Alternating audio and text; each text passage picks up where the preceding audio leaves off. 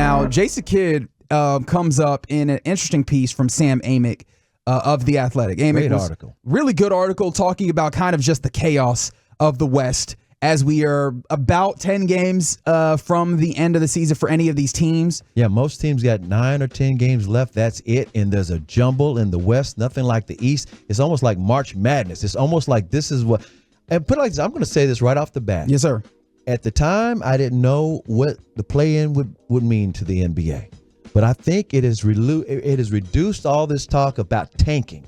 There are so many teams trying to, quote-unquote, play their best to avoid the play-in all around the NBA, as opposed to 3 years ago when, oh, we don't have a chance, we'll just tank. I'm not talking about the teams themselves. I'm talking about the fans' interest in just tank.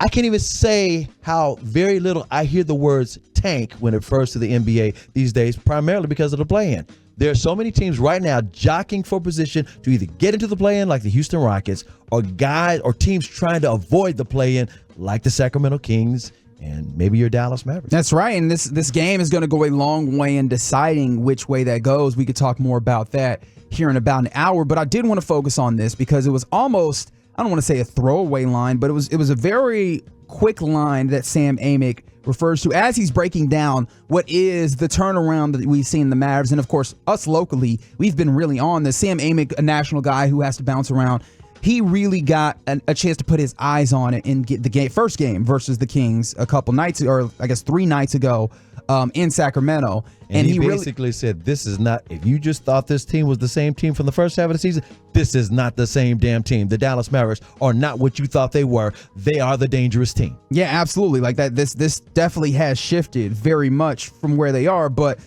he made a point in the course of this article, and he didn't talk about Jason Kidd a ton, but he did make sure to talk about Jason Kidd in one aspect where he pointed out that Jason Kidd is hoping to get an extension. Well, he says sources have told him. Fair enough. Yes. To make it very abundantly clear, sources let Sam Amick know that Jason Kidd is looking for and hoping to get an extension this offseason.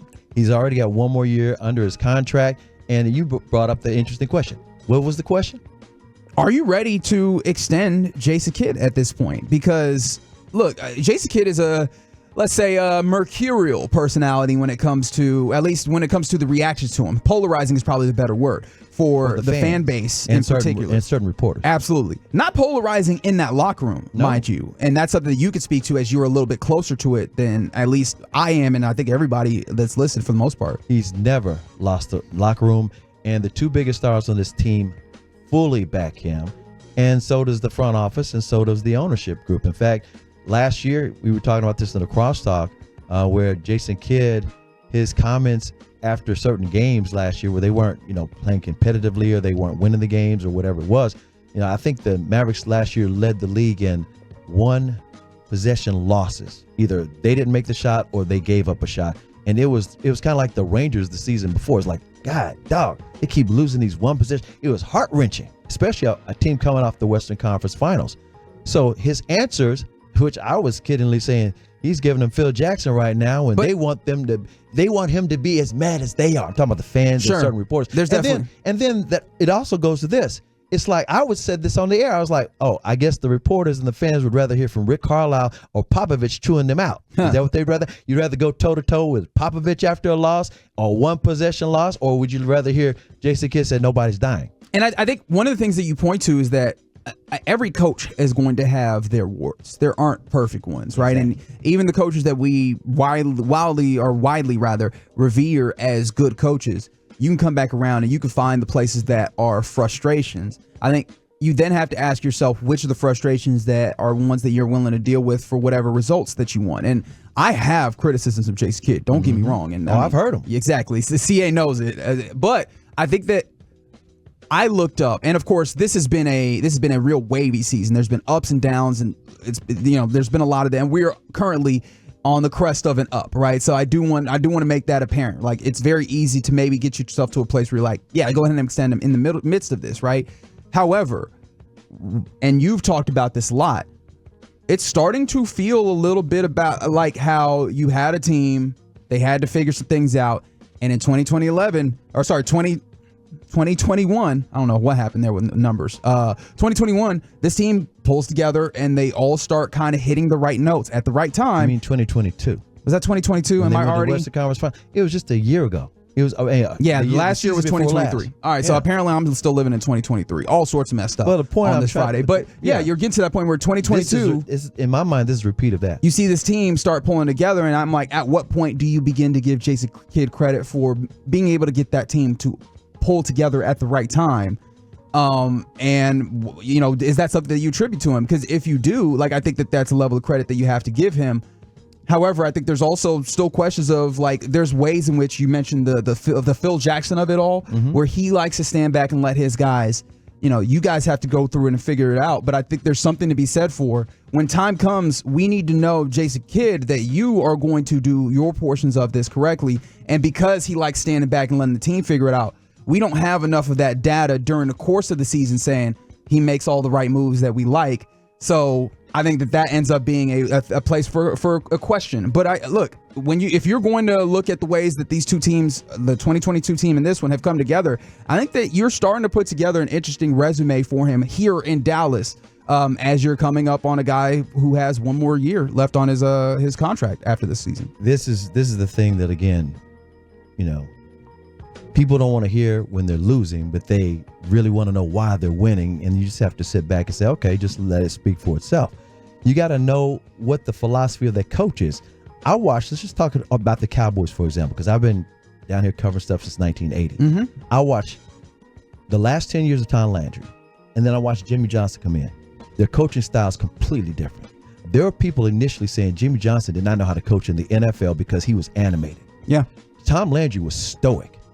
If you were to follow Jimmy Johnson with stoic again, people would say, oh, he didn't know what he's doing. I need that passion like Jimmy Johnson. Right. You go by what wins. But again, nobody thought Jimmy Johnson would win a Super Bowl in the NFL, and he basically had 3 Super Bowl teams. Barry Switzer coached Jimmy Johnson's squad. So you can't go by the demeanor of the coach. You got to go by what they're trying to accomplish. And I watched Jason Kidd in 2022 take a team that had a lot of different things. And mind you, it was a fresh team. It was Rick Carlisle's most efficient offense of all time. They had Porzingis at first, and they made that trade, and they went on this run playing defense. Mind you, with offensive-minded players, they were playing defense. They wound up with the 3rd best defense in the NBA from January on. Do you realize in this run, in the month of March, the Mavericks had the #1 defense in the NBA? And you can say, but the whole season, well, you got different players now. You gotta know what you have now. You can't judge this team by what they were doing in November. But I'm gonna tell you this: this team has had more different starting lineups than any team in the league. Which means what? They were playing through injury. They also were aware of what we need to do. They got guys who can play defense. They got guys who are long. You mentioned the fact that they need a 3rd scorer. They got to get a 3rd option. Guess what? Tim Cato wrote an article, a brilliant article today or yesterday evening that said, guess what? That 3rd scorer that you're looking for has turned into the centers, both of them. Jason Kidd has asked them to do, I'm talking about Kyrie and Luka, to make your centers give you that inside game. He's always talked about for the last 2 years, touch the paint and good things happen. Guess what they're doing? They're winning in spite of making threes. And now you saw against Sacramento the other night, you make the threes, you blow people out. Absolutely. And they're very capable of doing both. So what you've got is a very dangerous team. And Jason Kidd is the guy who's pulling the strings. He's the one that said, you know what? Lively, I'm going to bench you and put in Gafford. And guess what? Both of them enjoy that. That means his coaching. You can't dismiss his fingerprints all over this team. You just can't. And so with that being the case, I mean, we're getting a lot of interesting responses, again, on the Frankel injury attorney text line, 877-881-1053. Someone made the mention that, he's never had the same team from beginning of the year to end of year. He's making lemonade out of lemons. That's 1 point from the 469, or who also said, extend him. The team respects him, and young teams need that continuity. There was another person who said from the 214, I'm with it, fellas. I can't see another coach coaching this core. On the other side, someone said, Jason Kidd can't even coach his own kid. Let that fool go. But one of the things that I did want to get to, and I thought this was a text that really illuminates one of the things that I feel from the 817, I legit don't know what you do with NBA coaches. A couple years ago, you would have loved Joe Mazzulla or Monty Williams. It can always be better, but it can always be worse. And I mean, look, you can't necessarily go all the way there, but I think the heart of that is evaluating coaching is not easy. No, it's not. The year that the Milwaukee Bucks win the championship, which I believe is actually 2021, as opposed to what I was saying earlier. I was all in on firing Mike Budenholzer for them. Because he had shown a slowness to make adjustments. You know what they said? If KD's foot hadn't been on that 3-point line, he would have been fired. Right, because the Bucks would have been eliminated by the Nets. And so there's a lot of kind of incidental things like that happens, and then there's ways that you have to look up and go, everybody has warts. Can you still make some things happen with those warts? And as of right now, it seems like the responding that we have here is pointing to feeling comfortable with Jason Kidd and possibly wanting him to remain, especially when you consider the ways in which that continuity that you could have when it comes to these guys and the ways in which everybody seems to work well with him. You're like was mentioned earlier, you have Kyrie playing some of his best basketball. He's comfortable. You realize he has now played in, I think it's 19 consecutive games. He hadn't done that since 2016. Right. Comfortable, happy. Luka, comfortable, happy. And so, look, since Kyrie's return, February 5th from his last injury, and the addition of PJ Washington and Daniel Gafford, Mavericks have the NBA's third best record. That includes that stretch where they lost 5 out of 6. They're 17-6. The only other loss outside of that 5 games out of 6 was when they lost to Oklahoma City without Luka. Yeah. They already had given Oklahoma City, they blew them out when they added PJ Washington and Daniel Gafford. I'm telling you, this is a dangerous team. It's a great, very dangerous. It's a great run that they're on right now. And you've got to give the coaching staff credit. Sure. Because they got guys and incorporated them in this team, and they always believed in what they were doing, and so did the front office, while the critics were going crazy on them. Yeah, and so and they had already proven they knew what they were doing on the Western Conference run, but people pick and choose how they want to perceive it. It's a what have you done for me lately, and right now they're on a very good run. And so Jason Kidd and this coaching staff, they've got a little bit of a run to go to the end of the season. They have an opportunity as a very dangerous team. I also, though, appreciate the perspective of, I don't know that if you don't extend him and let him play on that final year, that I don't know that you're necessarily putting him in a ton of danger as well in that place. I think he could still coach in that place, but from the organization standpoint, I think that they might look around and say, everything looks to be working well, and if you get another good run like you did in that Western Conference Finals, he might need to go ahead and sign that man up for more years. Yeah, Mark Cuban has done it either way, but he's also said, talk about have a coach played through the last year like Nelly did. Yeah. But he's also said this. He is not the kind of guy that fires a guy after 2 years. He said, how can I bring in a quality coach if it seems like I got a trigger finger? I'm paraphrasing him, but Mark's always said, you got to let a guy coach.